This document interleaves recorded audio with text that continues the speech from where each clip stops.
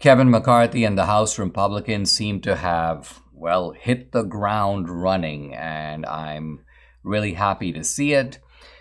And I got to say, it is partly the consequence of the move of the House Freedom Caucus, and specifically the 20 or so members of the Freedom Caucus, people like Mary Miller, like Boebert, like Matt Gaetz, and others, who created a kind of blocking phalanx and said to Kevin McCarthy, if you want to get across the finish line or get past us, you're going to have to agree to some things. And Kevin McCarthy agreed, as it turns out, to a lot of things.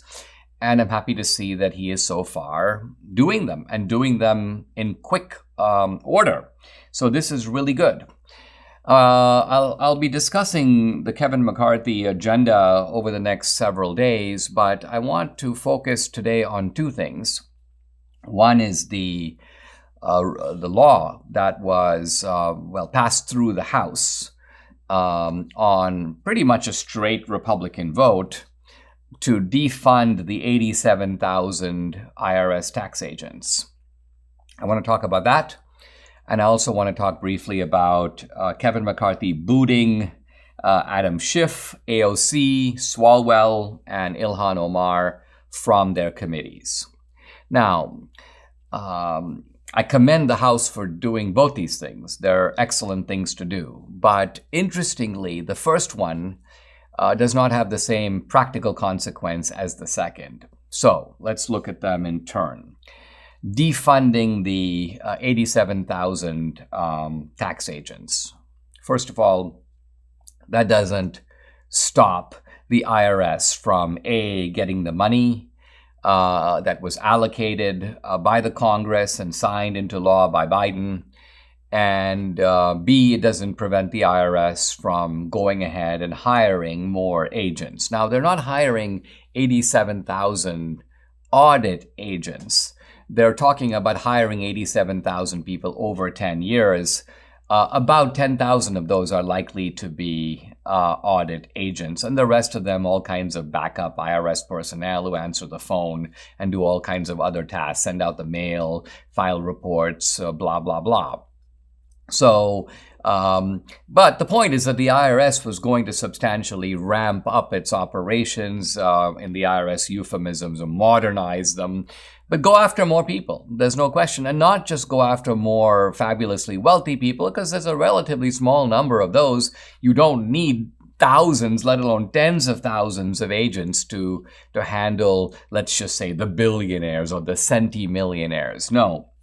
So they're expanding IRS audits pretty much for everybody. Now, we got to remember that for something to become a law, it has to pass through the House, it has to pass through the Senate, it has to be signed by the president. You need all three. And just as you need all three to pass a law, you need all three to undo a law. So Kevin McCarthy is not able to. He doesn't have the power, and we shouldn't think that the IRS agents are automatically defunded. Now, there are other ways that the House can put pressure on the IRS, can even demoralize people who are thinking of signing up to be agents, can demand all kinds of oversight of the IRS, can have hearings, can have investigations, can regulate the way in which the IRS operates. And the House can do that through its oversight responsibilities alone. And I hope that that is the real follow-up to make sure that you can achieve, at least to some degree, the objective that is being sought here, which obviously I approve of. Now, the other thing, which is the booting of the House Democrats from their committees, this is vital. Let's remember that the Democrats had thrown Paul Gosar and Marjorie Taylor Greene off their committees. And this is an unprecedented thing for the Democrats to do, because by and large, when you're the majority, you have control of the committees and you can nominate who the chairman is going to be. You can also decide who your members are going to be on the committee. But it was unheard of for one party, the Democrats, to tell the Republicans who they could have on their committees and throw people off. And the Democrats did that. And so Kevin McCarthy said, even at the time, that he was going to do the same thing. And this tit for tat is critical. We've got to do to them quoting myself, what they do to us, because this is the only way that they're going to stop.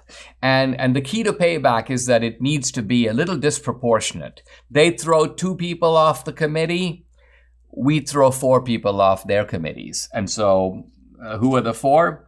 Well, basically, Ilhan Omar is going to be kicked off of the House Foreign Affairs Committee. Schiff and Swalwell are going to be kicked off the House Intelligence Committee.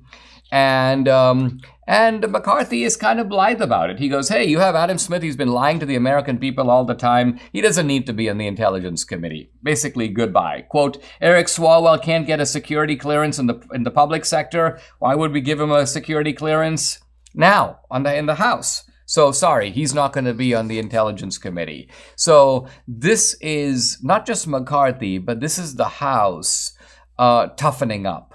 And this is the House recognizing the Democrats have sort of gone beyond the rules. They're removing the guardrails in how government is functioning. And so we've got to teach them a lesson, give them a taste of their own medicine. And so I commend Kevin McCarthy for acting on this right away.